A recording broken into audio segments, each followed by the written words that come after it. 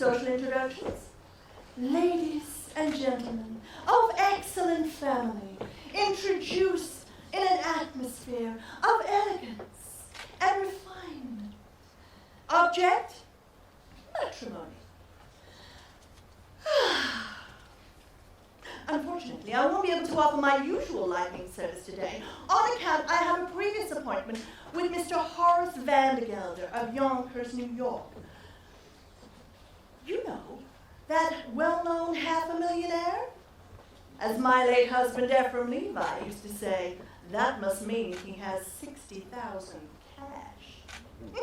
But never mind, I'll do my best to get you carried over someone's threshold or other before the week is out. I might also let you know that I'm available for financial consultation, instruction in the guitar and mandolin, short distance hauling,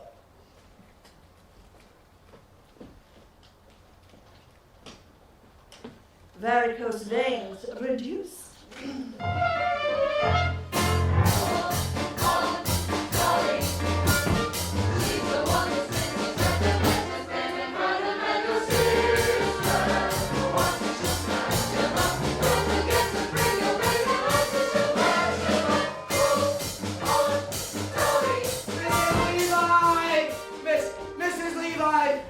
Mr. Kemper, the artist. You know, I'm something of an artist myself. I do those wonderful little pictures with scissors and black paper. Oh, here's one of Ada Weehan. She's looking the other way. I have to do them that way because I'm no good at noses. Mrs. Levi, the train for the Yonkers leaves in 15 minutes, and if we don't make it there on time... But we will, Mr. Kemper. And not only will Horace Vandergelder agree for you to marry his niece, he'll also dance at your wedding. And not alone either, because I happen to be engaged on finding him a suitable second wife himself. Normally, he would say... my late husband, that is.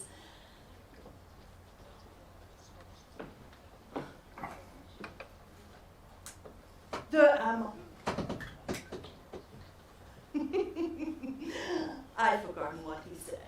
Mrs. Levi, I know all about it. Half of New York says he's going to propose to Mrs. Irene Malloy this very afternoon. Which is exactly why I'm going to make my way to Yonkers this morning. And I'll knock off your case on. With one stone or whatever it is I'll throw. Oh, dear. My. I've got nothing to pay my fare with. Only large bills. I have some change here somewhere, Mrs. Oh, Levi. that's a good boy. I just hope this isn't some wild goose chase. And speaking of poultry, I'm available for fresh Jersey eggs, surgical corsets, reboned, ears pierced, pierced ears, replugged. Mrs. Levi!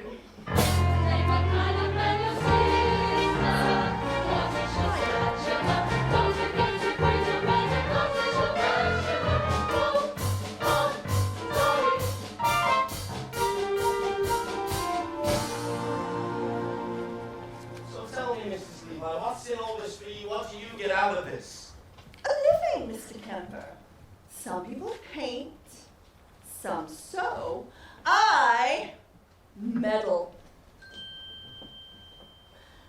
I have always been a woman who arranges things for the pleasure and the profit it derives. I have always been a woman who arranges things like furniture and daffodils and lies.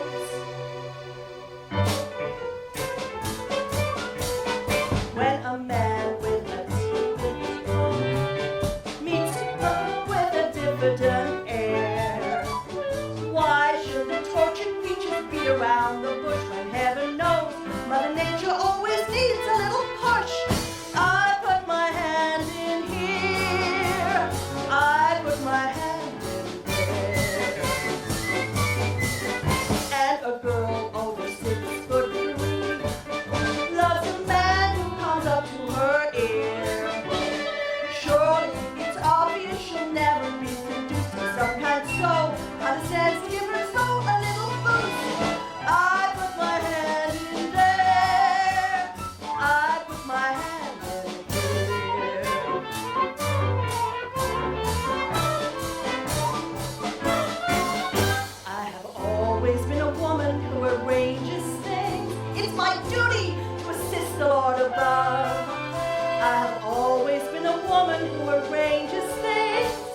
like luncheon parties, poker games,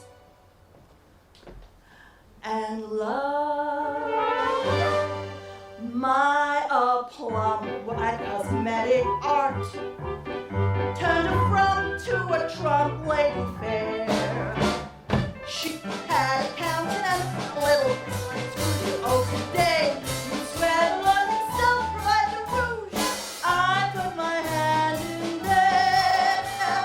I put my hand in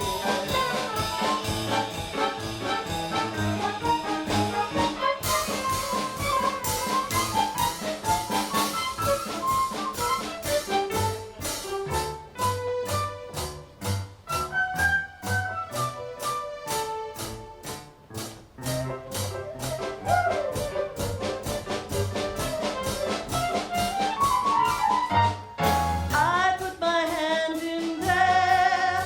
I twist a little, turn a little, hem a little, purr a little, shape a little, mold a little. Some young girl gets sold a little. When I put my flips a little, some young girl gets kissed a little. Pressure with the thumbs. Matrimony comes when I put my hand in there.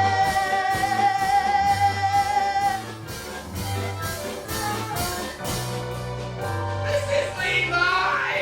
I know, Mr. Kemper. Now, what I want you to do is go. Buy our tickets, get us a window seat, order a hot lunch, and I'll meet you on board.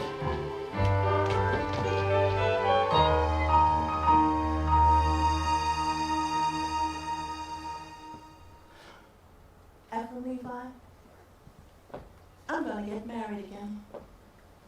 I'm gonna marry Mr. Horace Van Gelder for his money. And I'm gonna send it out among the people, flowing like rainwater, the way you taught me. But I'd like a sign, Ephraim, a sign from you. Oh, it won't be a marriage in the sense that we had one, but I'll certainly make him happy. Honey, I'm tired, Ephraim. I'm tired of living from hand to mouth. So I want that sign. Mrs. Levi! Sometime today. Come on, Mr. Kemper.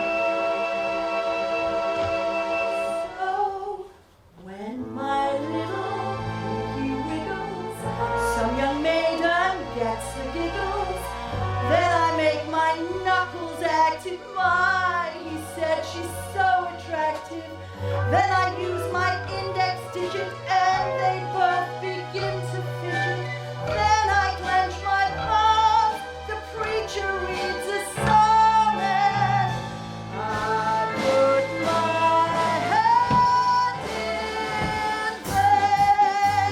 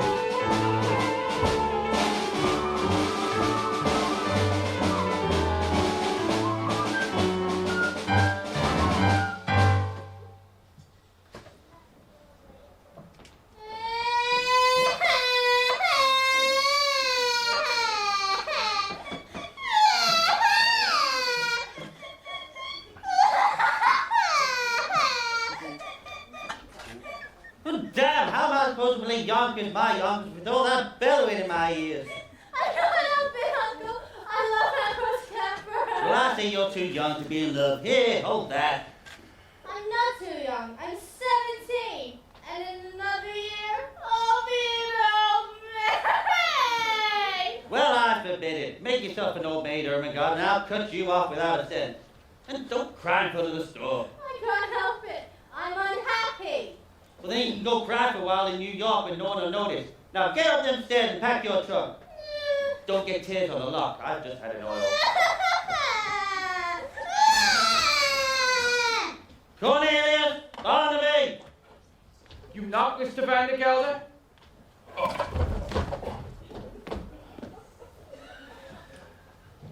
I did. I have important news for you both.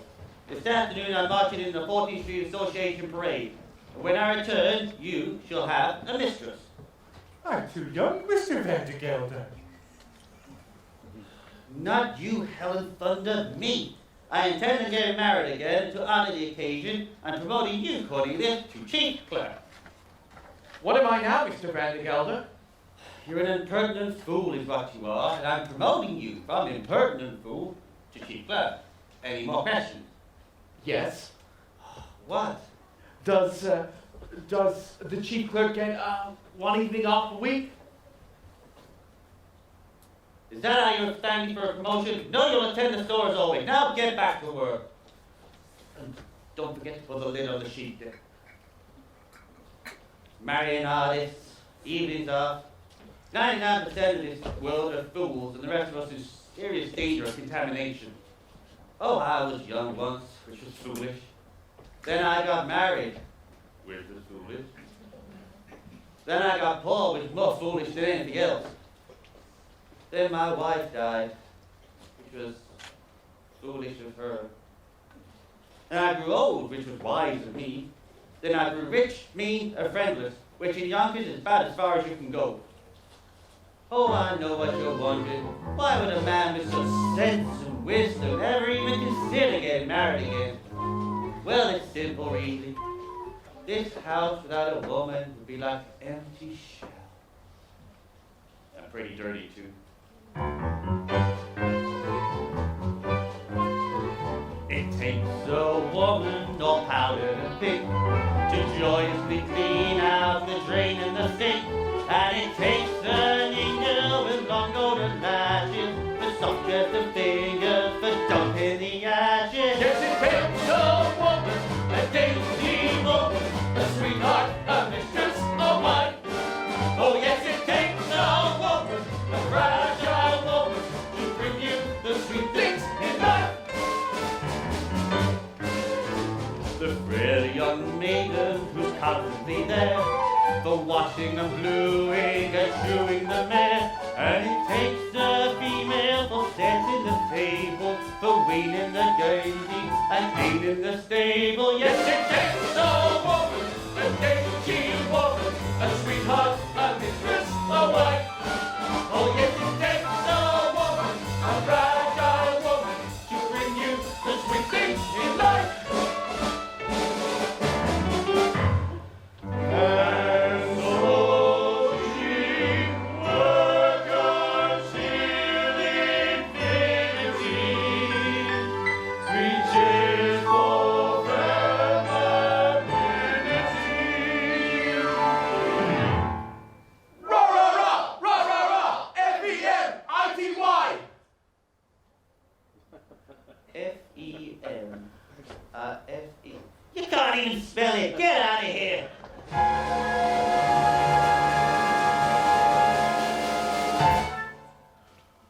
And in the winter she'll shovel the ice, and lovingly set out the trap for the fight.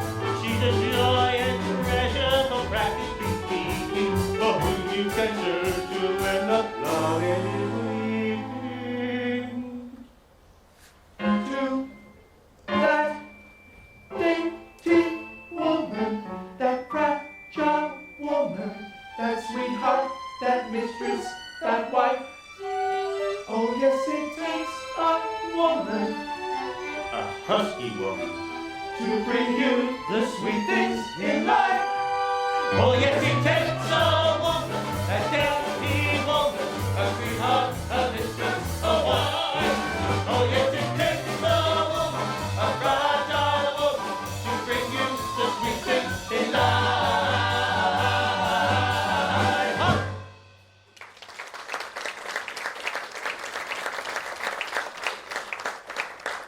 You're still here? Get out of here, all you. Go on, you get back to work. What do you think you're doing? And you, stop laying around. I don't know what I pay you guys for. Take it around. Mess around here, but tear it up. Bother. Congratulations! Congratulations! 1,000 congratulations! What? Congratulations, Mr. Van Gelder. All of New York is buzzing with the happy news that you practically proposed to Irene Malloy. Why, the streets are lined with eligible young ladies prostrate with grief. All of my congratulations and sympathy. Sympathy? Did I say sympathy? Slip of the tongue. No, I'm perfectly happy with the wonderful news. After all, she wasn't that easy to unload. By that, I mean that I never believed all of those rumors. No, I didn't. Rumors? What rumors? Well, it seemed that her first husband passed on quite naturally. It's just that he went so sudden. Just a few spoonfuls of the chowder that she made special for him, and no. I don't believe any of those rumors. Just friendly advice. Eat out. Mrs. Levi, are you trying to say that Mrs. Malloy... I'm trying to say nothing, just friendly advice. Keep away from the chowder. By the way, she's chosen her wedding dress. It's beautiful. Black. No, I'm perfectly happy and so over the moon with the happy news. Congratulations on your forthcoming nuptials. And may guardian angels watch over you both, especially at dinner. Now look here, Mrs. Levi. You're introducing me to Mrs. Malloy, and rumors or not, I intend on meeting her this afternoon. Very well, Mr. Vandergeld. Then there's only one thing for me to do. That's go back to New York and tell the other lady, the heiress, not to wait. What did you say? Nothing. A word. Heiress. Particulars, Mrs. Levi, particulars, her name. The particulars, her name is Money. Ernestina Money. What a lovely, lovely name. Picture this, Mr. Vandergelder. Hair as soft and as glossy as a new minted dime. Eyes as big and as round as 2 silver dollars. Oh, skin as soft and mossy as an old greenback. I can feel her now. Age 29. Height 5'2". Waist 47. Wait, 47? That's with the money belt.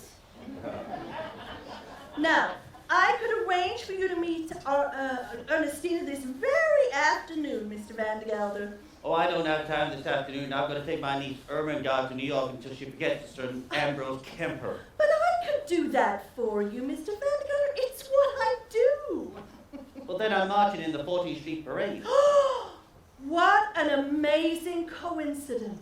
Guess who's been chosen to lead the parade on the main float, the spirit of 14th Street? Miss Money. Her mother was a cash, you know. All right, I'll meet Miss Money on the parade, but I still intend to call her Miss Malloy first. What races you make me run, Mr. Vandergelder. Very well. I'll meet you on the bench in front of Mrs. Malloy's hat shop at 2:30, as usual. One more thing, Mrs. Levi. Say I decide against Miss Malloy, and I don't want Miss Money either. Well, I do have another name on my list. A name I know as well as my own. But we won't go into that right now. It'll come upon itself all in good time.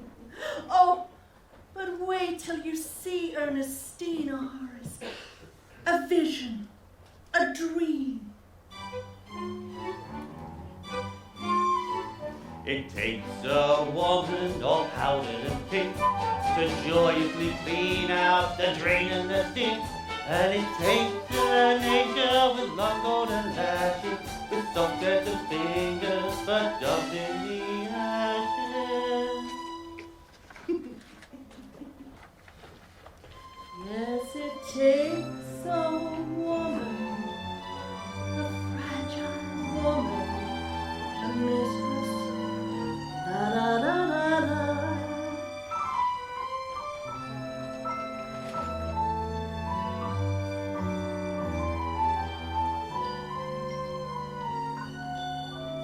Ephraim, do you know what? I'm gonna have this room done out in blue wallpaper. Yes, blue. Ermengarde Ambrose, we've got plans to make. Chief clerk. Promoted from chief clerk to chief clerk. And if I'm good in 10 years' time, I'll be promoted to chief clerk again. 33 years old and I still can't get an evening free.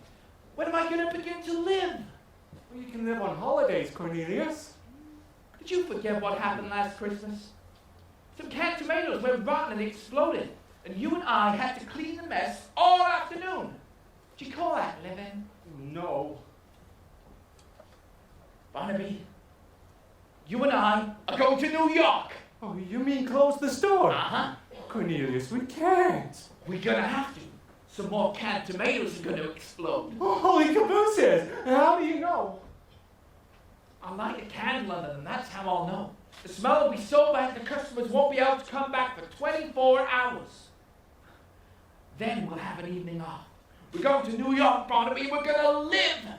We'll have a nice meal, we'll get ourselves in danger, we'll spend all of our money and get arrested! Holy cabooses! Oh, and one more thing. You and I aren't going back to Yonkers until we've each kissed a girl. Cornelius, you can't do that. You don't know any girls. I'm 33 years old, I gotta start sometime. I'm younger than you. It's not so urgent for me. New York, Barnaby. Elevated trains, the lights of Broadway. The stuffed whale at Barnum's Museum. A stuffed whale. A stuffed whale. So, Barnaby, what do you say? Oh, yes, Cornelius, yes! Yes, great! Now, the first thing we need to do is make you financially independent. I know, I'll find you a job. Mrs. Levi, I'm a painter. I paint. Painters taught how to dance. Dolly Levi. Right, I want you to make your way to Harmonia Gardens. I'll give you a note. There's a man there, Rudolph Reisenberger. I'll give you a note for him, and I want him to enter you into the dance competition. The prize is a week's engagement and a solid gold cup. Oh, the cups we won, Ephraim and me. Mrs. Levi, no fiance of mine is gonna step foot in a cafe. And I'm not afraid to say that I'm surprised that you have acquaintances in such places. Not acquaintances, Mr. Kemper, friends. Dear friends from days gone by. Why, every Saturday night, just like clockwork, down the steps of the Harmonia Gardens we came, Ephraim and me, even when times were bad. It's all well and good at running like clockwork, Mrs. Levi, but you're asking Ermengarde to work there. It's the only way.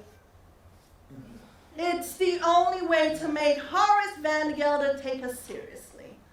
Now, I want you to make your way to the Harmonia Gardens. And I want you to tell them all that Dolly is coming back. And I want a table for 2 and a chicken for 8 o'clock tonight.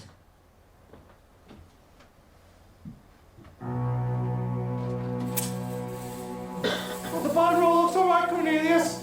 Now hold the candle up to the ones on the top. Oh, not too close. They're swelling up like they're ready to burst. Oh, holy caboose! I can smell it up here. Let's get ready, Barnaby. We're going to New York. Out there's a world outside of Yonkers. Way out there beyond this hick town, Barnaby. There's a slave town, Barnaby. Out there, full of shine, full of sparkle. Close your eyes and see it glisten, Barnaby. Listen, Barnaby.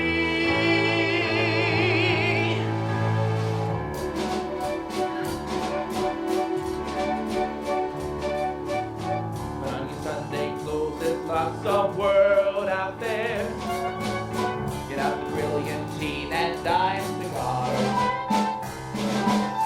We're gonna find adventure in the evening air. Girls in white in a perfume night with the lights as bright as a star. But on your Sunday clothes, we gotta ride through town in one of those new horse-drawn open cars. You see the show, the Delmonico's, and we'll close the town in the world, and we won't come home until we kiss the girl. Put your Sunday clothes when you feel down and out. Strut down the street and have your picture took. Dress like a dream, your spirit seems to turn about. That Sunday smile is a certain style that you feel as fine as you look. In your parasol, the world is all a smile that makes you feel brand new down to your toes. Get out your bed, Your body bed, your knees and buttons and balls, and golden one day in your Sunday clothes. come on, baby, let's go to New York.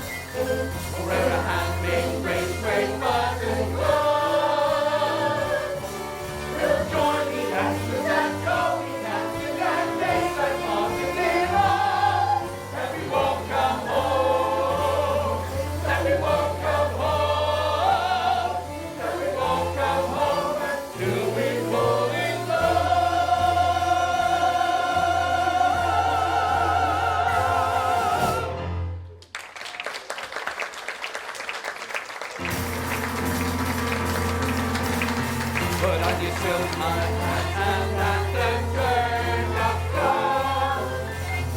You were a handmade grace, great button glove.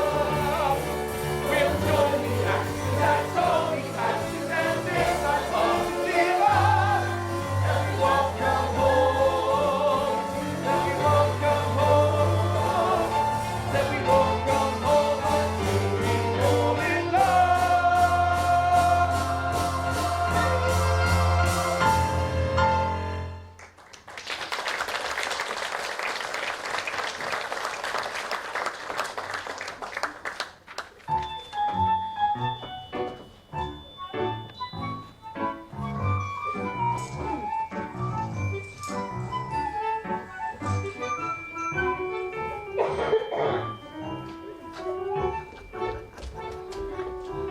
Oh dear.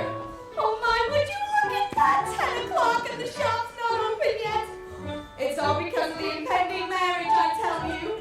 What marriage? I thought you knew. Why, the marriage Mrs. Levi is arranging between Mr. Horace Vandergelder, the well-known Yonkers Hammer millionaire, and my employer and friend, Mrs. Irene Malloy. Although if you ask me, no one can take the place of her late husband, Mr. Peter Malloy. May he rest in peace wherever he is, I'm not sure. He was a caution, you know. Oh, it's just all too much. What with late husbands, new marriages, and Mrs. Mortimer returning this hat for the 3rd time. She wants more cherries and feathers, to catch a beau, I suppose. Although if you ask me, she'd be better with a nice heavy veil. I told her, ribbons down our back is what we'll be wearing this summer if we want to catch a gentleman's eye. But she'll have none of it. Cherries and feathers she wants. On today, of all days, when Mrs. Malloy has a knock on her mind. What will you know? With what, Minnie? With the door. It's stuck. It's stuck, then push it. Well, as I was saying, I could bite out my tongue for the things I've said and the things I'm going to say, but as I've gone this far, I might as well go all the way. Mrs. Malloy, why? Oh, say it, Minnie. Why have I decided to marry Horace Vandergelder? Mrs. Malloy, I never asked you that. I would rather die on the rack than ask you such a personal question. Though, as you did bring it up. I'm marrying Horace Vandergelder, Minnie, for one reason and one reason alone. To get out of the millinery business. I hate hats. Mrs. Malloy! And I can no longer stand being suspected of being a wicked woman with nothing to show for it. Mrs. Malloy! Take my word for it, Minnie. All millineresses are suspected of being wicked women. That's why we can't go to theaters or balls or restaurants. That's all the proof they need. Take my word for it, Minnie. Either I marry Horace Vandergelder or I'll burst out of here like a fire engine. Oh no, Miss Mortimer again? Mrs. Mortimer, I'll take care of it. Oh, no, Minnie. You can make Miss Mortimer a new hat if you want. I'll be wearing this one myself. Mrs. Malloy! You can't wear that hat. You're a widow, and that hat, well, it's provocative, that's what. Is it, Minnie? Well, who knows who may walk in the shop today. And provocative may be just what I want to be. Mrs. Malloy!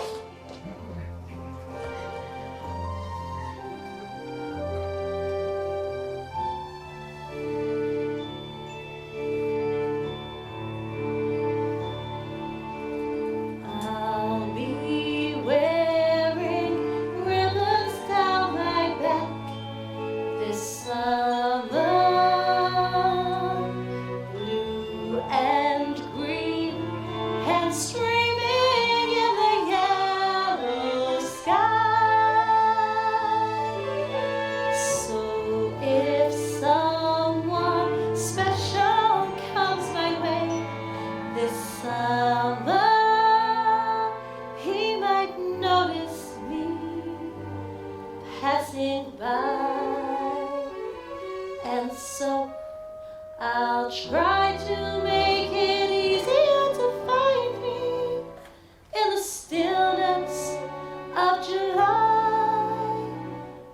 because a breeze might stir a rainbow up behind me that might happen to catch the gentleman's eye, and he might smile and take me by the hand this summer, making me recall how lovely love can be. And so I will proudly wear ribbons down my back, shining in my hair, that he might notice me.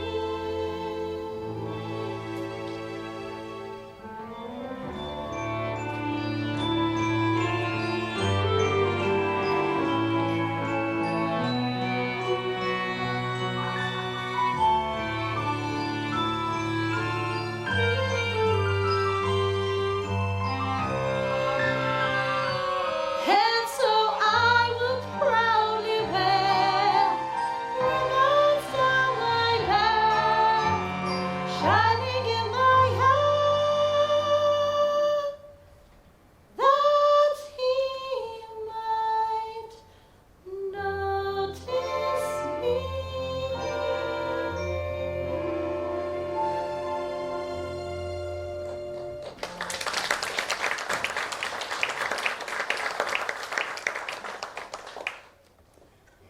Mrs. Malloy, wild horses can't make me ask this next question I'm about to ask, but I'm going to ask it anyhow.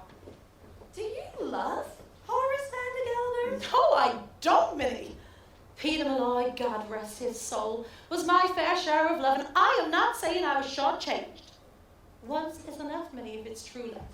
And that it was. Oh, look, Minnie. There's two men outside the shop. Men? I do believe they mean to come in here. Men? In the shop? Oh, Mrs. Malloy, what shall we do? Do? Why, flirt with them, of course. You can have the young one. Mrs. Malloy! You and all that talk about love. Love enough I've had, Minnie. It's a bit of adventure after that. We'll get them all heated up and then we'll drop them cold. Great practice for married life. Right, now you go out into the workhouse. I've got some ways to spruce up our appearances. And besides, a little bit of a weight will make them nervous and easier for us If to... you say vampire, I'll scream. Vampire! And so I'll try to make it easier to find me in the stillness of July, because a breeze might stir a rainbow up behind me that might happen to catch the gentleman's eye. We'll get an adventure out of this yet, Minnie.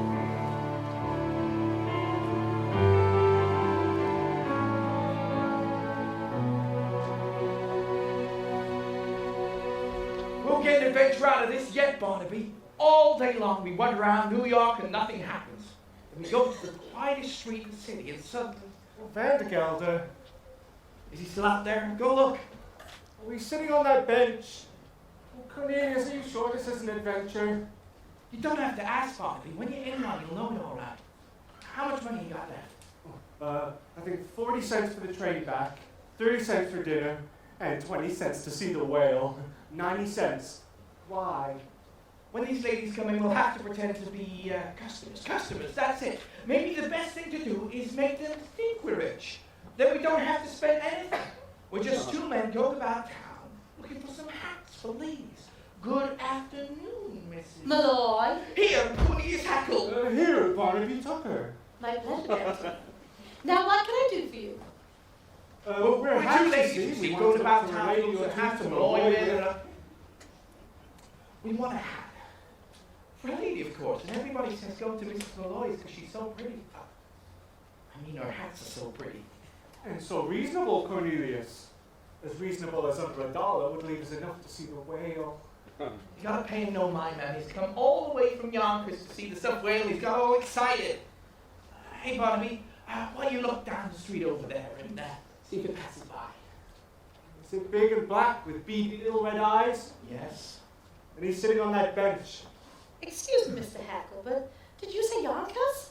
Why, yes, ma'am, Yonkers. Forgive me for saying like this, but you ought to see Yonkers. And by that I mean Mr. Malloy ought to see Yonkers as well. Oh, well, I'm a widow, Mr. Hackle. You are? Oh, Barnaby, she's a widow! Oh, that's too bad. I'm sure Mr. Malloy would have enjoyed Yonkers. Especially in that hat. Oh, on you, not Mr. Malloy, God rest his soul. You're a Catholic, aren't you? Well, don't let that worry you. I'm willing to change. Mrs. Malloy, if you should have an evening free in the near future, I'll be more than pleased to show you Yonkers from top to bottom. As a matter of fact, that may be a little sooner than you think. Oh, really? Why, I have a friend who lives in Yonkers. You do? I do, yes. I mean, perhaps you may know him. Suppose we do. I mean, it's always foolish, isn't it, to ask in cases such as this. It's a Mr. Horace Van Gelder. Horace Van Gelder? Van Gelder's hay and feed. Why, yes, do you know him? No. Well, I hear he's a very substantial man and very well liked. He's a lovely man, lovely indeed. Just one flaw that I'm aware of. He's hard as nails. Cornelius, I think. I wonder if your friend might like this hat.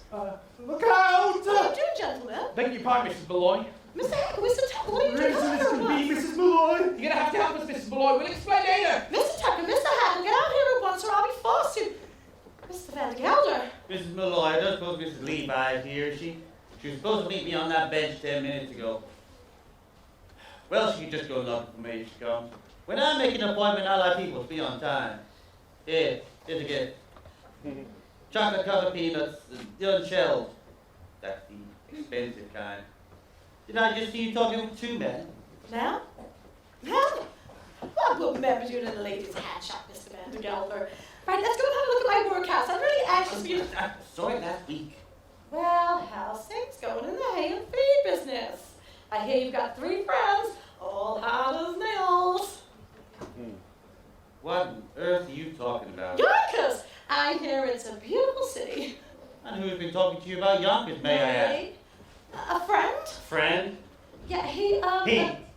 Oh, it's a customer, Mr. Van Gelder. A very well-to-do man in here shopping for hats for ladies. Perhaps you might know him. It's a Mr. Cornelius Hackle. Did you say Hackle? Why, yes. He just so happens to be my chief clerk. Mrs. Malloy, I demand an explanation. And I'm gonna give it to you. Why shouldn't she know Cornelius Hackle? Why, Cornelius Hackle is quite the playboy. He's known in all the lovely, wonderful places. He's here at the Harmony Gardens 3 and 4 times a week. Impossible. He's only got $146.35, and he keeps it in my safe. Oh, Mr. Van Gelder. You're killing me. He's one of the Hackles. They would build the canal. What canal? The Panama. Erie. The Panama. Both. It ain't the same man. Who indeed took the horses from Jenny Lynn's carriage and pulled it through the streets of New York? Why, Cornelius Hackle.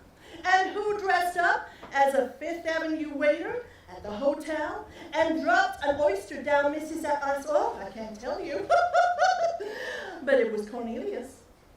He's quite the playboy, you know. Now, Irene, I can tell you were taken with him, now don't deny it. Oh, Dolly, I don't know what you're on about, really. I've only met him once, and... Excuse me. Of course.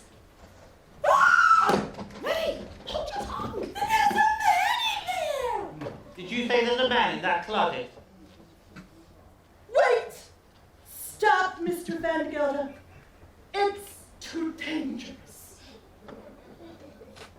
No man that hides in a lady's closet is too dangerous for me, Mrs. Levi. Stand aside. No man indeed, Mr. Van Gelder. Why, I'm sure you'd make short work of any man. Those muscles. I can see the rippling underneath your coat. Ripple, ripple, ripple. Mrs. Levi, for the last time, stand aside. Stand, that's exactly what the law courts will want to know when you enter that closet without a search search warrant.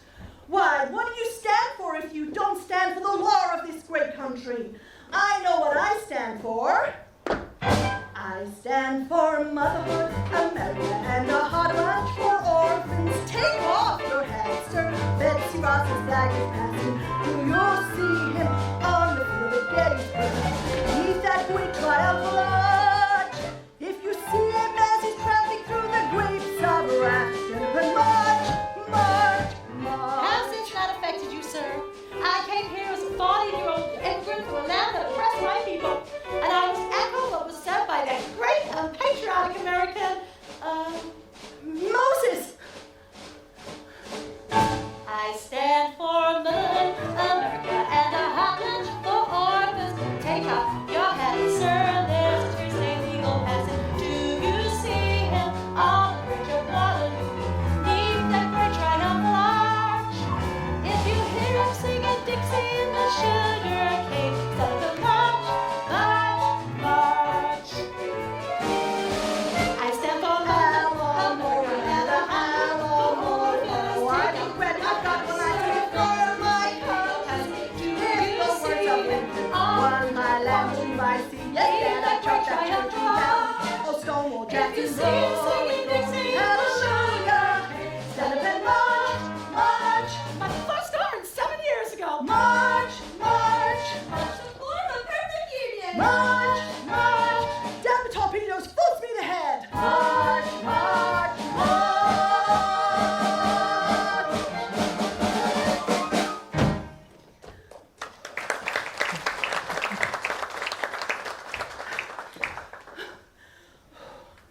So, I can assure you, there is no one in that closet. Achoo!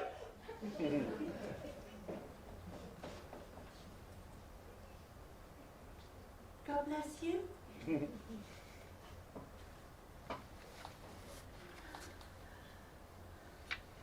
Miss Malloy? Okay, there is a man in that closet. Aha! And there's another man underneath that counter. What the devil? There's also a very simple explanation but for the present. Good afternoon.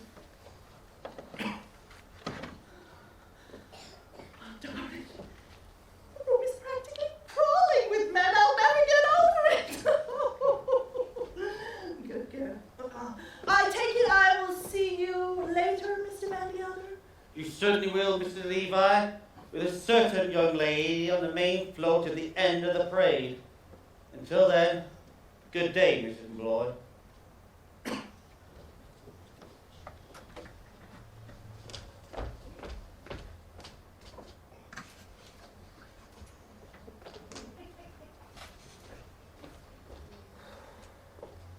Mrs. Malloy, I can explain it. I do Everything. not- You see, we, I do not wish to hear any explanations, Mr. Hackle. Just you and Mr. Tucker do me the pleasure of leaving my shop, or I'll be forced to call Officer Goey. Oh, now, Irene, calling Officer Goen might be the right thing to do. However, I've been adding up all the legal offenses that these two have been committing, and so far I think you have grounds for 2 writs, a non compos mentis, and a garnishee. Now, the first thing you need to do is to try and make sure that you settle things amicably. Have dinner with them. Dinner? Is that really necessary, Dolly? It's the way things are done in the law, Irene. Dinner first, garnishee afterwards. Okay. Well, if you must, Mr. Hackle, Mr. Tucker, you may take Miss Fay and myself to dinner. Delighted, ma'am, and I speak for Barnaby, too. Now, there's a lovely restaurant down by the railroad station. Oh, no, that, Mr. Hackle. If the Harmonia Gardens is good enough for your fashionable friends, it's good enough for us. Oh, maybe I hear there's a live orchestra now. Oh, we could possibly go there. It's not the money or anything. It's just the, It's the whale. it's the whale. It's not the whale. it's the dancing. You see, they have lots of dancing in places like this. Competitions, exhibitions, and I don't know how, and it would take me weeks, months, years to... Mrs. Dolly Levi, 33-year-old chief clerk's taught how to dance. Right. Now, first you put your hand here and your hand here, right? And No, it's no use. I have absolutely no sense of rhythm. no sense of rhythm is the primary requirement Dolly Levi method. Now, let's start with lesson 7, the waltz kick turn. Right foot touch, left foot touch, under, back, around, unfurl, release. That's wonderful when I think of all the wonderful women who find heaven in your arms. Let's go back to lesson 1. Put your hand on her waist and stand. With her right in your left hand. And 1, 2, 3, 1, 2, 3, 1, 2, 3. Look! I'm dancing! Well, I was. Yes, you were, Mr. Hell. When the someone whose arms you're in, hold on to her tight and spin. And 1, 2, 3, 1, 2, 3, 1, 2, 3. Wow! I'm dancing! Turn around, try floating through the air. Can you be a little more aesthetic? Don't you think my dancing has a polish and a flair? Or the word I think I use, it's athletic. Well, my heart is about to burst. My head is about to pop. And now that I'm dancing, who cares if I ever stop? Look at me, everybody. I call it sacral sport and dancing. You're next, Mr. Tucker.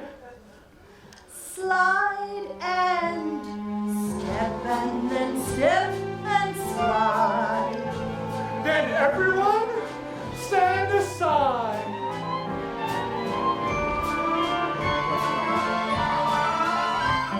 He's dancing!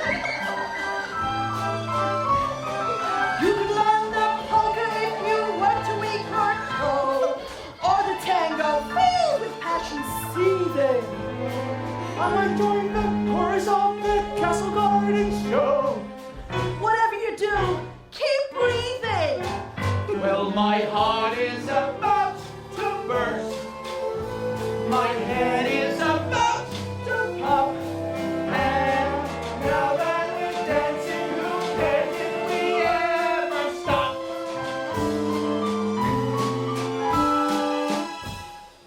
When there's someone you hardly know that wish you were closer to, remember that he can be near to you while you're dancing. Though you only just said hello, he's suddenly someone who can make all your daydreams appear to you while you're dancing. Make the music weave a spell, while away your worries. Things are almost twice as bad when you're slightly blurry. As around and around you go, your spirits will hit the top. And now that we're dancing, who cares if we ever stop? 2, 3, 1, 2, 3, 1, 2, 3, 1, 2. And now that we're dancing, who cares if we ever stop?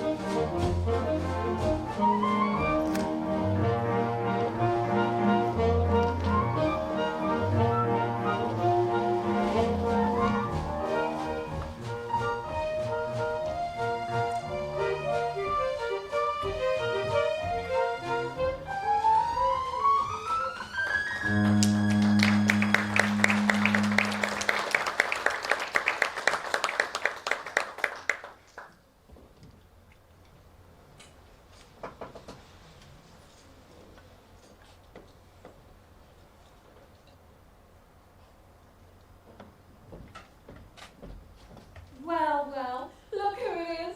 Mrs. Levi. How are you, Mrs. Oh, Rose? how are you? Oh, very well. I'm the same. Aches in my back, pains in my side, stabs in my liver. I'm fine.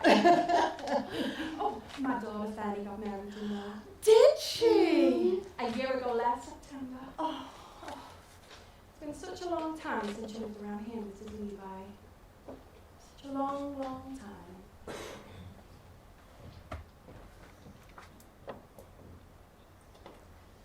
Ephraim, let me go.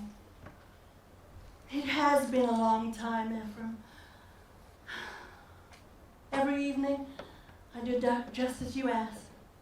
I put out the cat, I lock the door, I make myself a rum toddy, and I say a prayer, thanking God that no one else's life is mixed up with mine.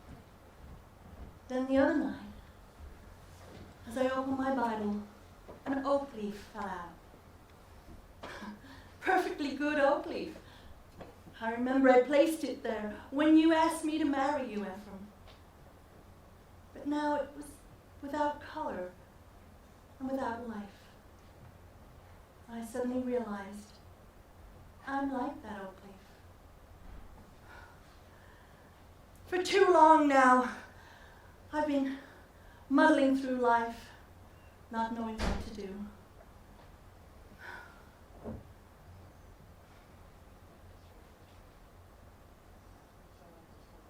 So, I decided to rejoin the human race. And Ephraim, I want you to give me away. Before the parade passes by, I want to get in step while there's still time left. Before the parade passes by.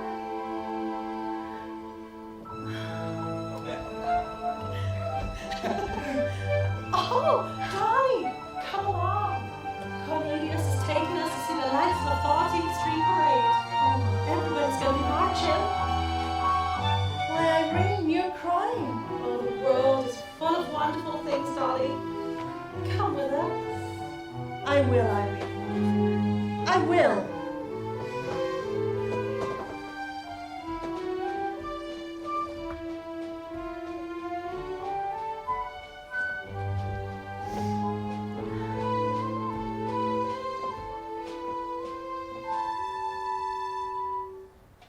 Before the parade passes by, I'm gonna go and taste Saturday's high life. Before the parade train passes by, I'm gonna get some life back into my life. I'm ready to move out in front. I've had enough of just passing by life with the rest of them, with the best of them. I can hold my head up high, 'cause I got a goal again, I got a life again.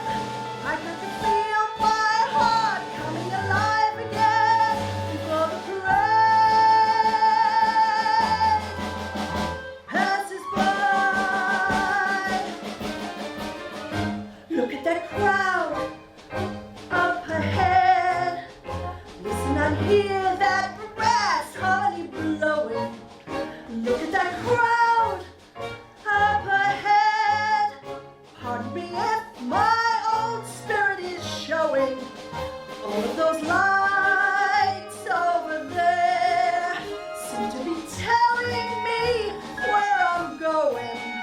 When the whistle blows and the cymbals crash and the sparklers light the sky, I'm gonna raise the roof, I'm gonna carry on. Give me an old trombone, give me an old baton before the parade passes by. The parade passes by. Listen and hear that brass harmony growing. Before the parade passes by, pardon me if my old spirit is showing. All the lights over there seem to be telling me where I'm going. When the whistle blows and the cymbals crash and the sun goes by the sky, I'm gonna raise the roof, I'm gonna carry on. Give me an old trombone, give me an old baton before the parade passes by.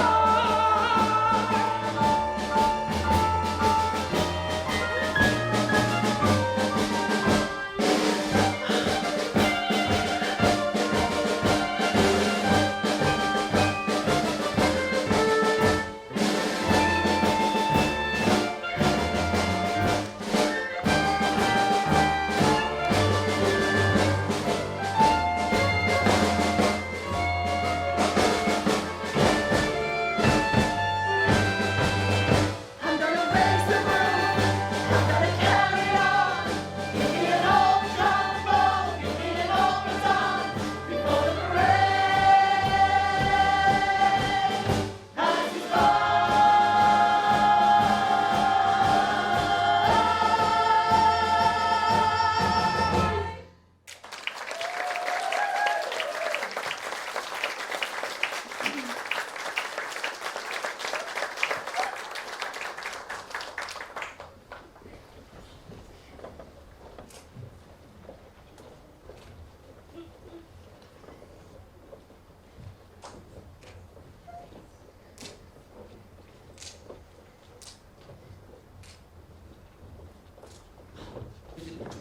Miss Levi!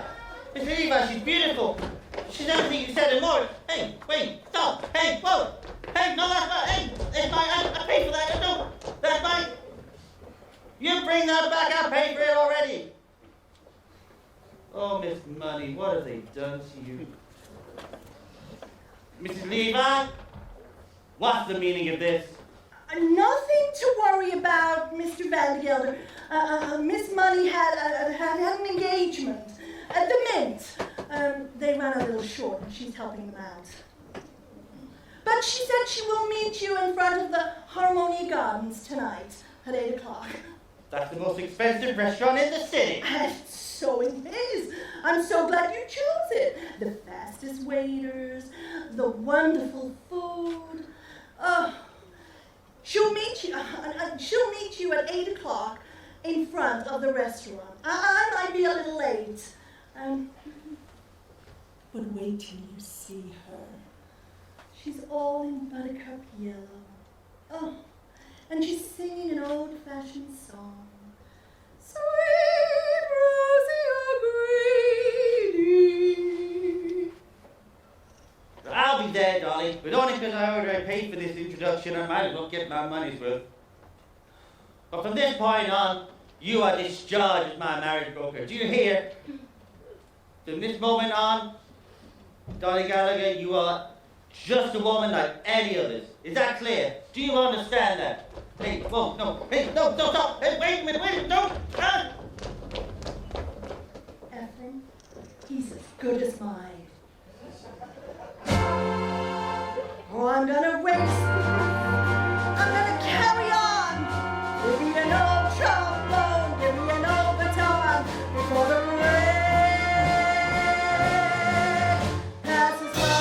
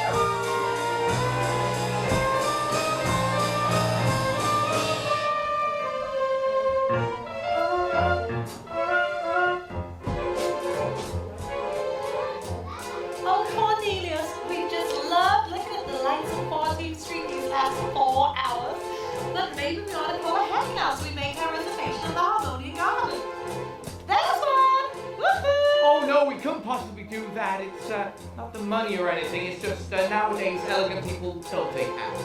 Hats is out. They go by streetcar. A J.P. Vanderbilt, a Diamond Jim Morgan. By all means, streetcar it is. Imagine, I've been elegant all this time and never knew it. But if you really want to be elegant, We do. you walk.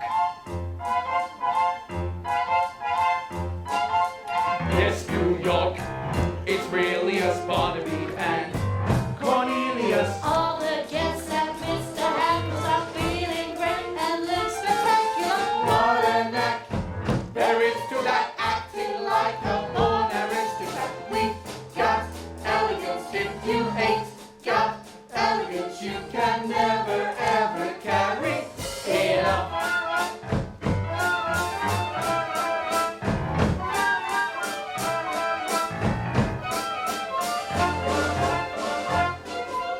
All who are well-bred agree, meaning they have pedigree. Exercise your wildest whims tonight. We are out with diamond gems tonight. Could they be misleading us? Silver spoons were used for feeding us. We've got elegance. If you ain't got elegance, you can never ever carry it up.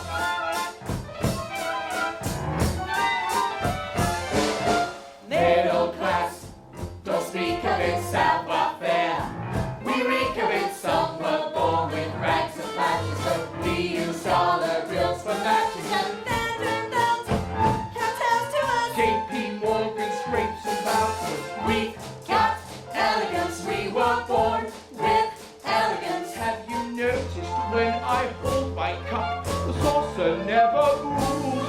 And the way I keep my pinky up is true as lovely blue.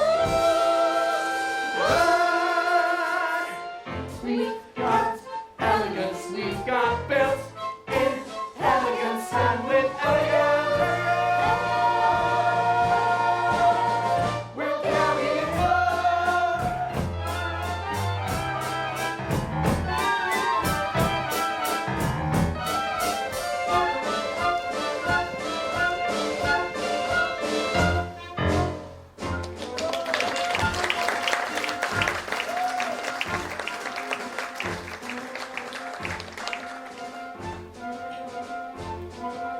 We've got elegance. If you ain't got elegance, you can never ever carry it up.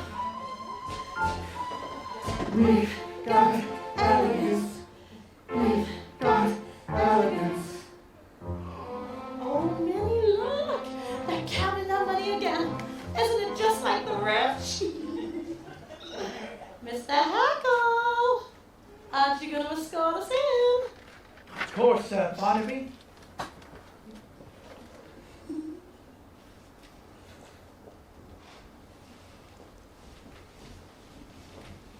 Mrs. Malloy, before we go inside, may I, Yes, Mr. Hackle. Yes, Mr. Hackle. may I put my arm around your waist? Yes, Mr. Hackle. But I might as well warn you, a corset is a corset.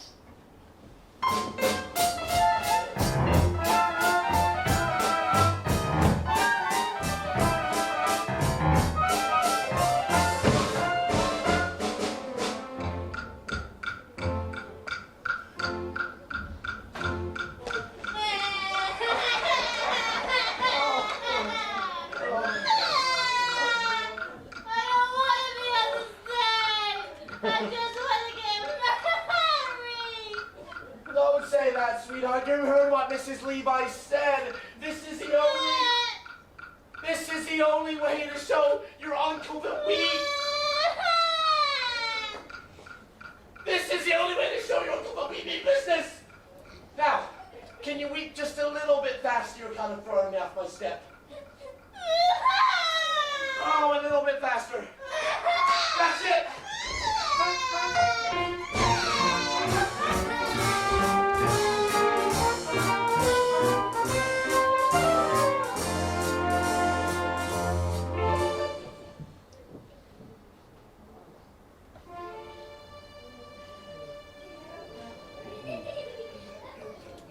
Sweet Rosie O'Grady, my sweet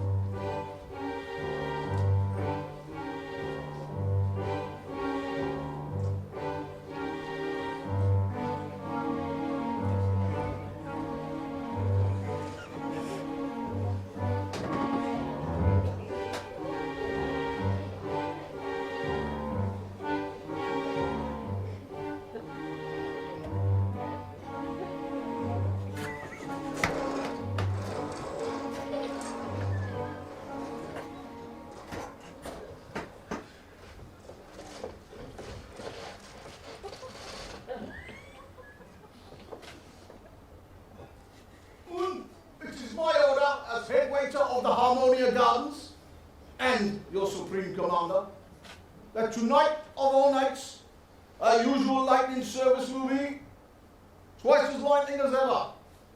Or else...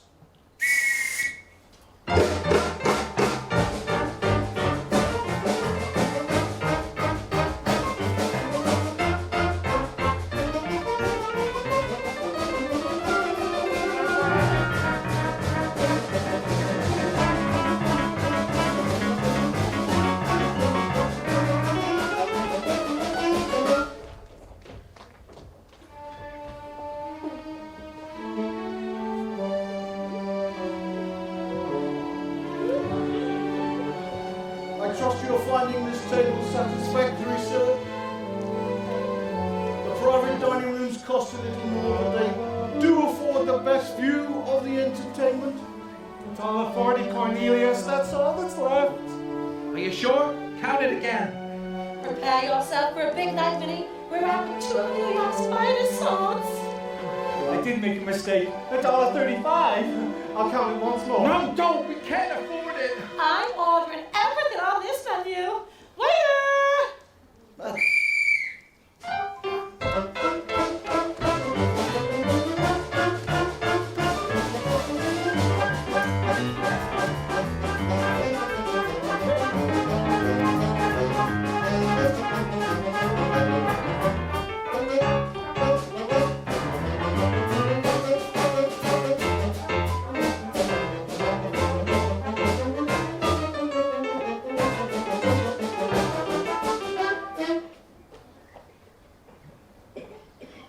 Get off.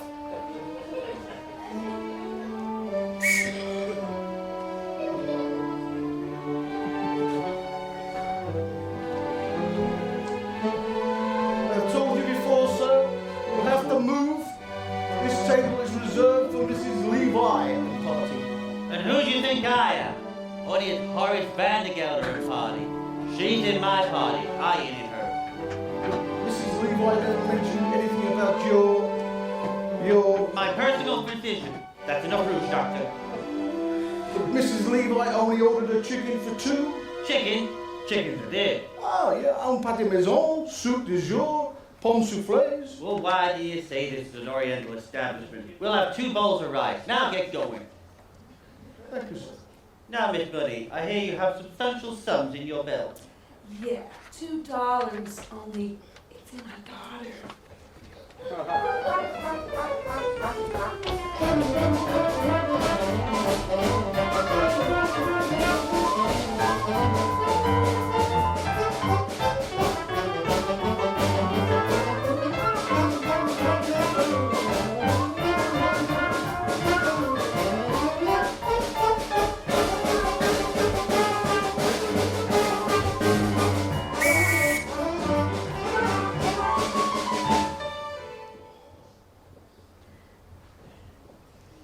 It's sweet of you to worry about our reputations, Cornelius, but Minnie and I don't care who sees us tonight. Have you decided yet, Minnie? Oh, I couldn't have anything at these prices. I really couldn't. Great rhinestones. What a sensible girl. Waiter, we'll have 4 bottles of beer, a loaf of yesterday's bread, and some cheese. Yesterday's bread, oh Cornelius. Now I see how you have half of New York in stitches. Oh, Minnie, have you ever tried pheasant? Pheasant?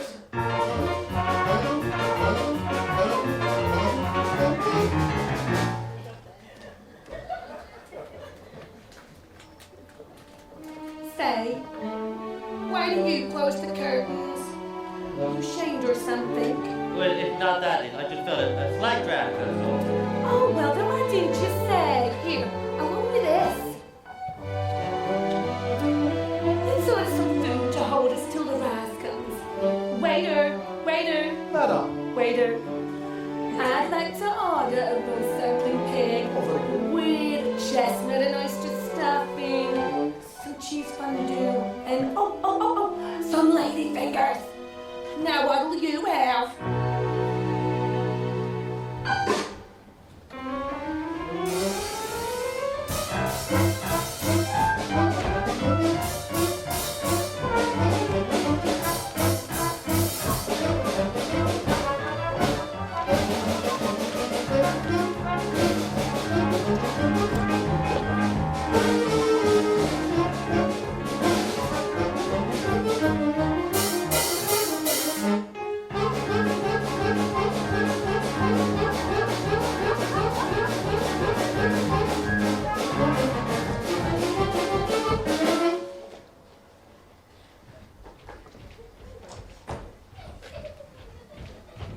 Hey, you with the big ears.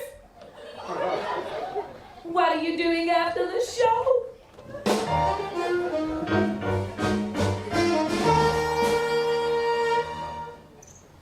It's sweet of you to worry about our digestion, Cornelius, but I am sure the pheasant is fresh. Waiter, we'll have 4 pheasants and a nice bottle of red wine. Wait a minute. No wine. No wine? Champagne. Champagne! Once in a lifetime, Margaret. Champagne, Neapolitan ice cream, hothouse peaches. Here's $1 for the band leader. Tell him to play 2 of Wild Rose. We want music while we die.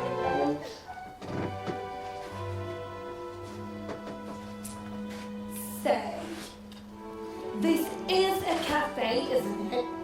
Let's dance. Brother girls, do not dance, Miss Millie. We're Presbyterian. Oh, well, righty. I'll dance myself. You give him $2 to pay the band leader and get him to play something refined. I'm gonna do the hoochie coochie.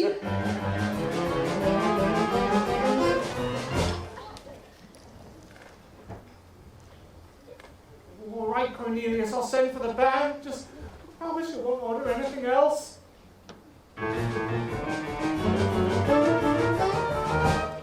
Stay here, Miss Money. I'll get them to play a nice waltz.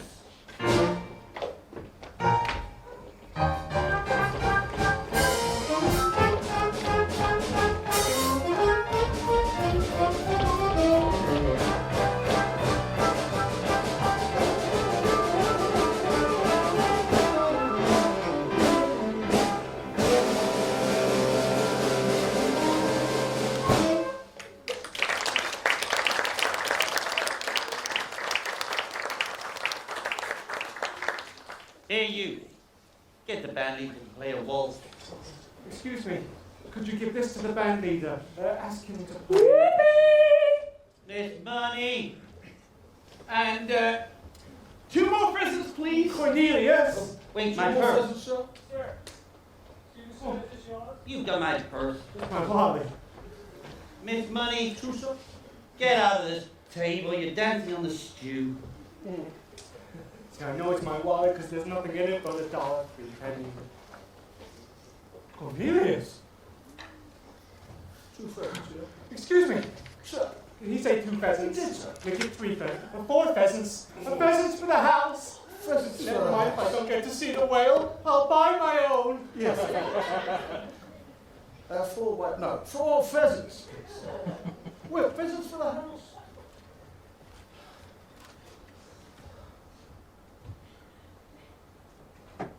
Sir! Told you before, boy. What's this shouting? I've told you so many times not to shout.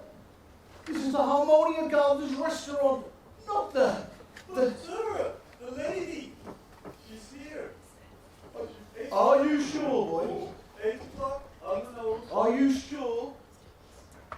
Good. 8 o'clock on the nose. Don't pose a carriage. Out steps a tall lady. What? With a red dress and feathers in her hair. It's she. It's Dolly. She's back. Mrs. Levi. Rudolph! Oh, Is it true? I heard someone laughing outside the kitchen window. it is. And it sounded like... It is. It's Dolly. Fritz, tell the band her carriage has just pulled up.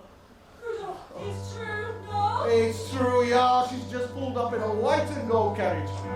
Pulled by 6 black horses with scarlet plumes. Ah, Rudolph, it's like I'm It's finding her. it. Sir! What are you doing? What? She's here. Places.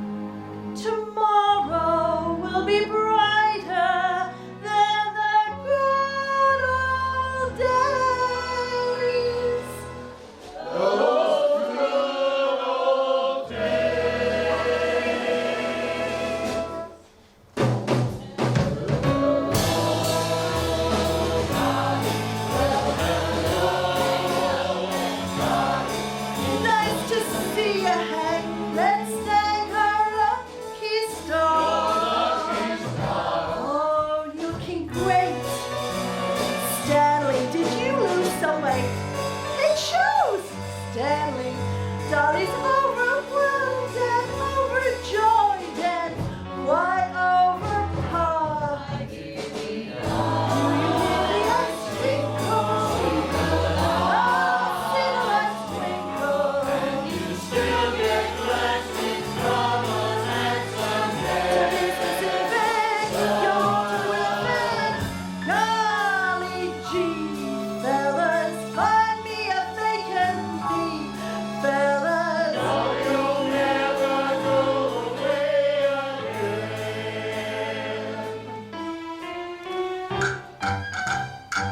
I'm on it tonight, fellas. Woo!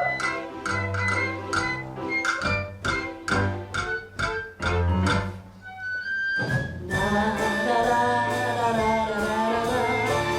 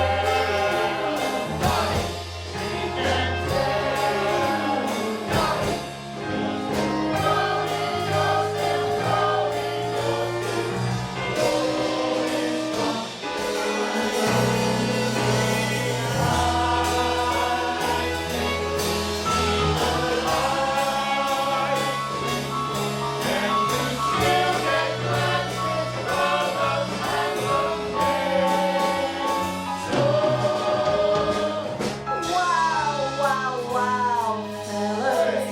Look at the old girl now, fellas.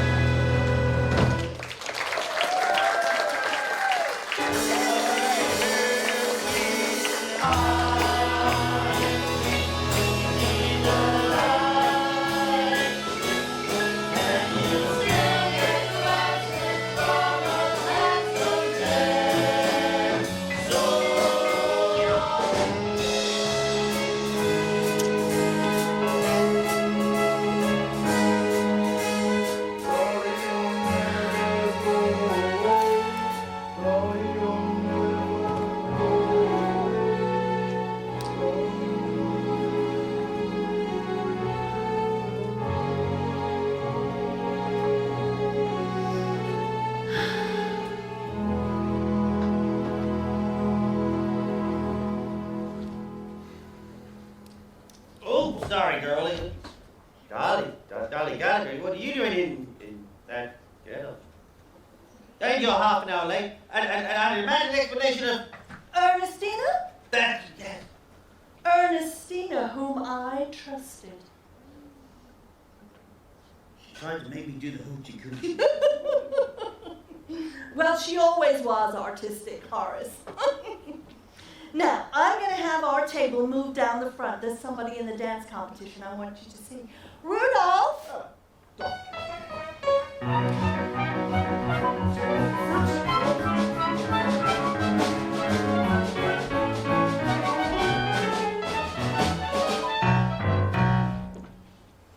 Thank you so much, Rudolph. Oh, look, we have a menu. Oh, lovely. Oh, now, one of you ordered I can't eat a thing. What's your wife for? The chicken. Now about this hoochie coochie girl. Did you say a chicken? Oh, I can't eat a chicken. Not a chicken, not today, not after everything that's happened. Good. Cancel the chicken. And bring a turkey, Rudolph. Turkey. Cancel the chicken and a turkey. Turkey. Oh, that looks very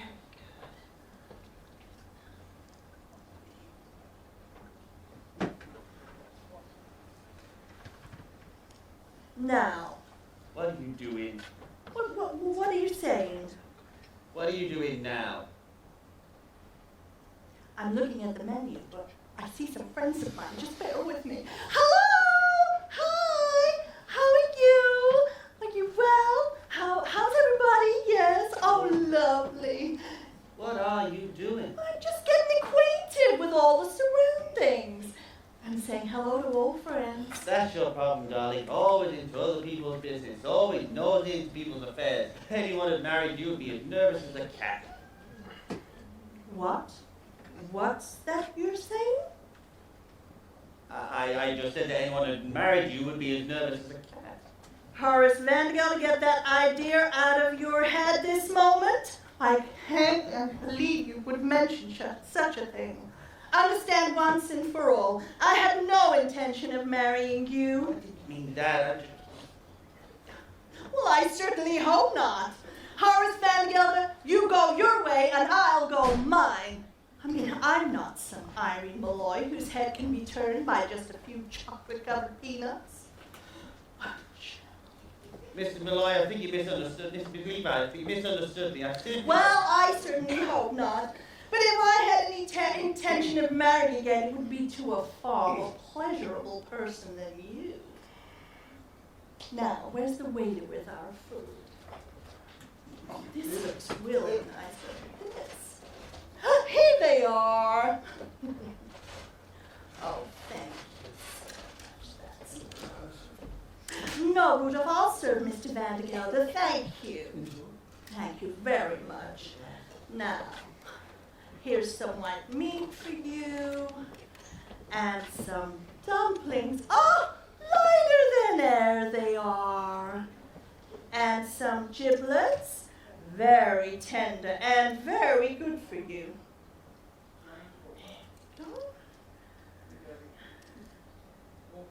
Right, start right in on the wine. I think you'll feel better. I think you'll feel better with a bottle. Now, there's one more thing I ought to say. As you brought the matter up. I didn't bring the matter up at all. One more thing and then we'll forget all about it. Now, it's true. I'm a woman who likes to manage things. Likes to know what's going on. But I wouldn't like to manage anything as your household. You'll have to do that yourself, God helping you. Oh, I'm gonna have some. Not out of control at all. Well, I won't say another word about it. Now have some beets, Horace. They're good. Oh, I don't like beef. Well, that's nice. No, Horace, a quarrelsome, friendless soul like you is no sort of companion for me. Right? I mean, you salt your beets, and I'll salt mine. Will you stop saying that? I don't say another word. Good.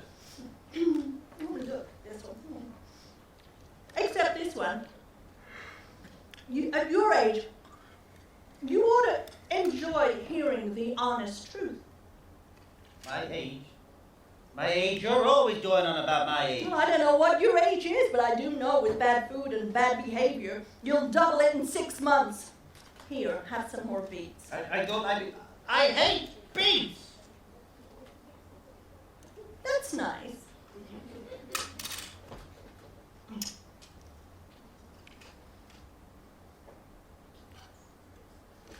Now, look at you.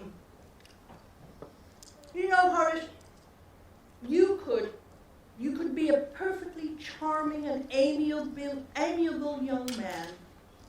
Sorry, amiable man. If you just embraced it, you would be charming. Well, I don't want to be charming. But you are. Look at you now. Take a seat, Horace. The dance competition's going to start any second. And there is somebody in the dance competition I want you to see.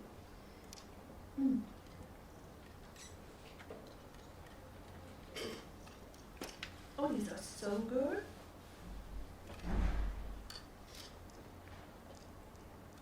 Now, let's sit down and talk of something else. I don't want to hear it, Dolly. I'm not interested. I don't even think about asking you to marry me. Well, I suppose that means you want me to ask you. Well, I'm sorry, Horace, I'm turning you down. How could you turn me down for something I haven't asked? Horace, just remember, you go your way, and I'll go mine. Now, there's no use arguing. I've made up your mind. Now, let me cut your wings. Oh, I've had enough. I've got a headache. I'm going back to my hotel. You can go now, Horace. The dance competition's about to begin. I'll tell you what. I'll pay for the meal. Here's $20. Wait a minute. There's nothing here but $1, 5 dimes, 9 pennies, and a button. This isn't my purse. I've lost my purse. Barnaby, that purse you found? I can't imagine you without it, your purse. It's Mr. Vandergelder. Wait, stop, wait. What am I going to do? They don't know me either. Let me either. Stop eating that turkey. I can't pay for that.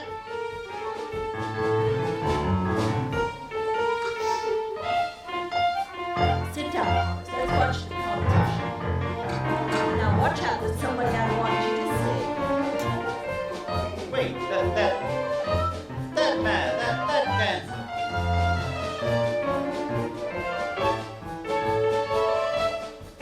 He's really good. Look at those moves. He's sure to win the cup.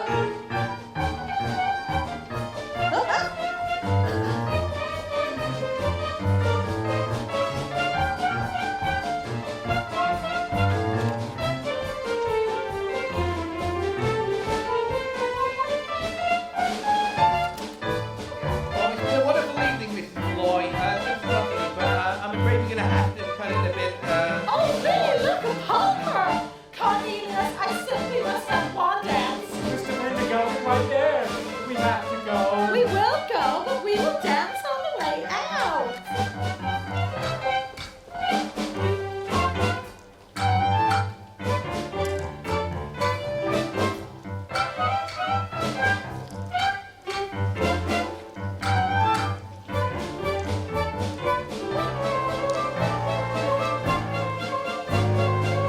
Cornelius Hackle. Mr. Vandergelder! Barnaby Tucker. Oh, Mr. Vandergelder. Oh, my God. Get down, Barnaby. What did you do? What did you do? I'm not going back over, see. I'm not.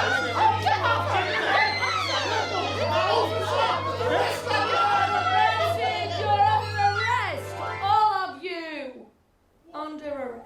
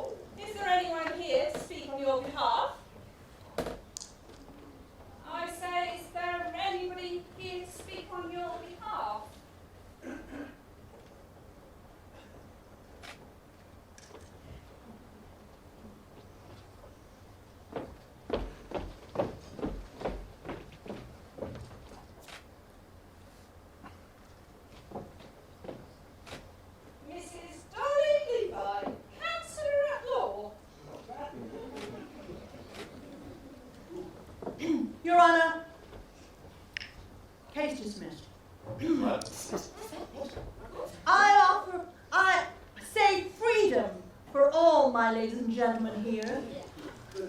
And a verdict of guilty to the only real culprit, Mr. Horace Vandergelder of New York. Dolly. The man who is responsible for willful destruction of private property. Oh, one torn curtain, one bruised waiter, and a solid gold cup bent. Cruelty to an unfortunate minor. I'm sorry, can you repeat that, but louder? Begging your pardon, Mrs. Levi, but if it pleases the court, I have something to say. Of course, Mr. Hackle. Step right forward. Go ahead. Cornelius Hagel, if you testify against me, I'll have you discharged. You've already done that, Mr. Vandergelder. Do it again. You've done that too, but even if you hadn't, I need to say what I want to say. Now, I don't know much about disturbing the peace or inciting a riot. What I do know is that what happened to me today, and the most important thing that can ever happen to a man, might never have happened if I had obeyed your orders and stayed in Yonkers. Your Honor, I am talking about none other than love. Oh. What? Are you trying to tell me that after 33 years, you've fallen in love because of one night off? Oh no, Mr. Vandergelder. I didn't fall in love with Miss Irene Malloy of New York in an evening, an hour, even that's too long. What's less than a minute? A second. Less than that. A moment. That's it. A moment. I'll go slowly so you can take it down. It only takes a moment for your eyes to meet, and then your heart knows in a moment you will never be alone again. I held her for an instant, but my arms felt short and strong. It only takes a moment to be loved, oh, whole life long. Isn't the world full of wonderful things? There I sat in Yonkers for years and years and years, and all the while, beautiful people like Mrs. Malloy were walking around New York, and I never even knew them at all. I'm not sure whether you can see from where you're standing, but for example, the way her forehead meets her eye and cheek. Well, I tell you something. A beautiful woman is the greatest gift of God on earth. You can talk all you like about the pyramids, Niagara Falls. They aren't in it at all. Of course, I'd met a woman before, but today I talked to them equally to you. And they are so different from men, and awfully mysterious too. I bet you can know a woman your whole life and never be quite sure whether she likes you or not. I've lost so many things. My job, my future, everything that people think is important. But even if I had to dig ditches the rest of my life, I'd be a ditch digger who once had a wonderful day. I missed a few words back there, Mr. Hackle. Right after it only. Takes a moment, but it's all still sure and strong. It only takes a moment. He held me for an instant, and his arms felt safe and strong. It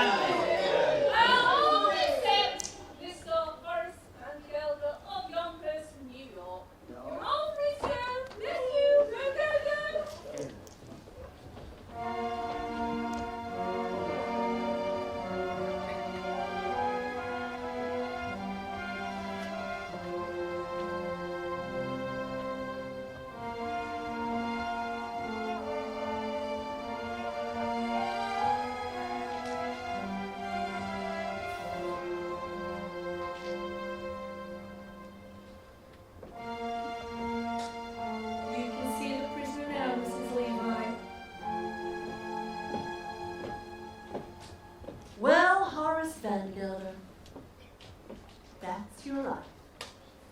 Without niece, without clerk, without a bride, and without your purse.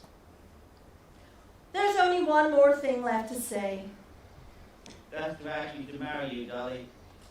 Never, not a chance, never in this world will I ever marry you. It wasn't that at all, Horace. It was goodbye. What? Goodbye. Now, hang on, Dolly. No, Horace, I've failed. And when a woman fails, there's nothing else to say but goodbye. Goodbye. Goodbye. Goodbye. Goodbye. Don't try to stop me, Horace, please. Wave your little hand and whisper, so long, dearie, you ain't gonna see me anymore. And when you discover that your life is dreary, don't you come a-knocking at my door. 'Cause I'll be all dolled up and singing that song that says, you dog, I told you so. So wave your little hand and whisper, so long, dearie, dearie, should have said so long ago. Because you treated me so rough and rough, I've had enough of feeling low. Wave your little hand and whisper, so long, dearie, dearie, should have said so long ago. Oh, I can hear that choo-choo calling me on to a fancy new address. Oh, I can hear that choo-choo calling me on to the Happiness Express. I'm gonna learn the hoochie coo and smoke a cigarette. I'm gone as far away from Yonkers as a girl can get. So,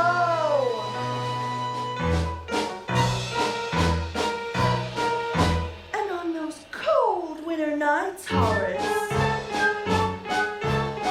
you can snuggle up to that cash register. It's a little lumpy, but it rings. Don't come a-knocking, I'll be all dolled up and singing that song that says, you dog, I told you so. So, Horace, when you find your life's a sad old story, and you see your Dolly snuggled up with glory, oh, I should have said so long ago.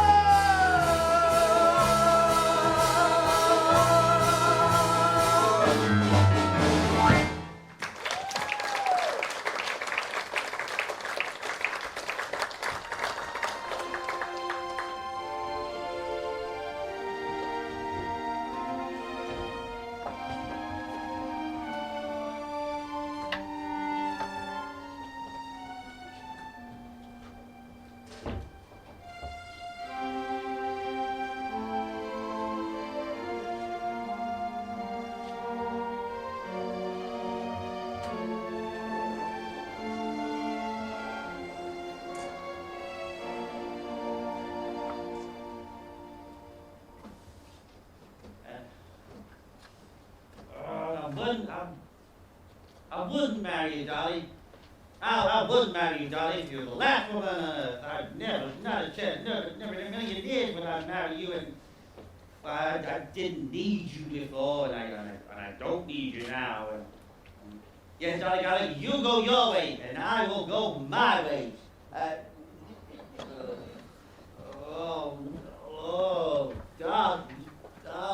Dolly.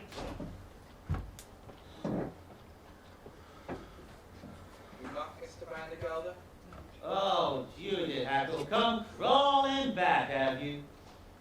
No, Mr. Vangelder. I've come to get my $146.35. You see, I decided to go into business, and since the only thing I know is hay and feed, I thought I'll go and set up my own store. And Cornelius found himself a great location right across the street from you. Going into competition with Vangelder's, are you? Well, I'd like to see you try. Oh, and here comes the other one. What do you want? Just my back salary for the past 4 months. $6.12, please. You can't do this to me. I'll get lawyers. I'll take you to court. You never chance to... Horace Van Gelder, as I live and breathe. Don't you look all handsome? So few gentlemen now have the courage to wear mustard and taupe. Now, I've come to discuss Ernestine. Oh, but I'm so sorry. I was interrupting something you were all doing. What were you doing? Oh, we were just here coming to get back Cornelius's money. Oh. $146.35. Plus $6.12 of mine. And the money my mom left me, $52.48. 38. 48. All right. The money you're after, the safe's upstairs.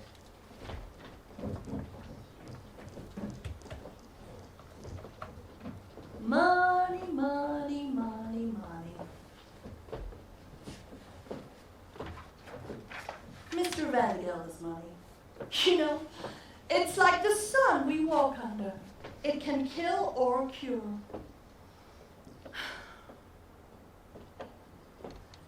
Van Gelder's never tired of saying that we're all fools. And I suppose we are. Himself, Cornelius, Irene, myself, we're all fools. And we're in danger of destroying this world in our folly. What we need is the 4 or 5 human pleasures that would make us feel happy in this world. But you know, that takes a little money. Now, the difference between a little money or no money at all is enormous, and that can shatter the world. And the difference between an enormous amount of money and a little money, well, that's quite slight, but that can shatter the world too. It's all in how you use it. As my late husband, Ephraim Levi, used to say, money, pardon the expression, is like manure. It's not worth a thing unless it's spread around encouraging young things to grow. Well, that's the opinion of the second, Mrs. Van Gelder.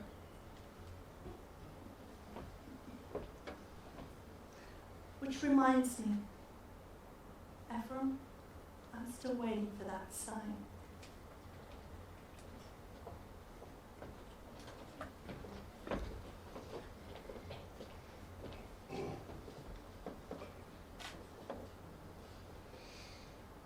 What are you standing there for? It's upstairs.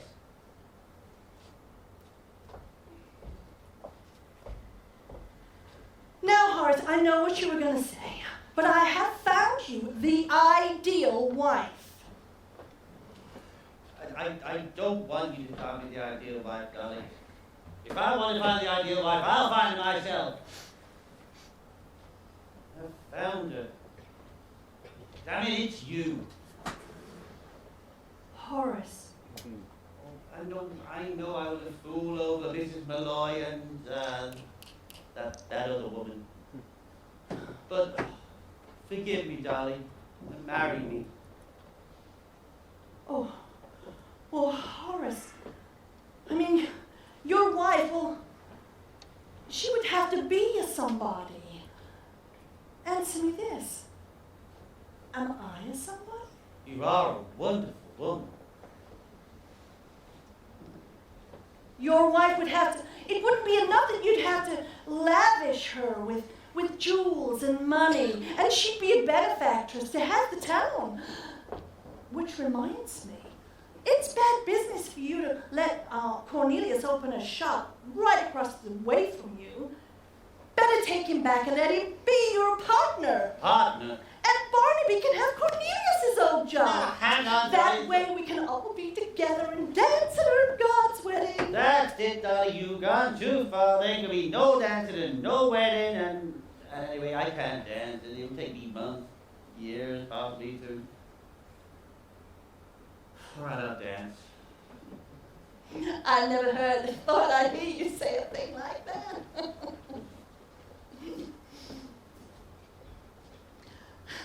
Hello. What are you doing, idiot? It's in the front room. Horace Vanguard, what is going on in Oh, here? I'm just having that front room done out of blue wallpaper, that's all. Horace. Oh, I know you're gonna say the paper ain't really wall and it's all, but the guy just set up across the street and he deserves a good start. You see, Dolly, money, pardon the expression, is like manure. It ain't worth a thing if it ain't spread out. Thank you, Ephraim. Oh, darling, well, hello, darling, it's so nice to have you back where you belong. I never knew, darling, without you, darling, life was awfully flat and more than that was awfully wrong.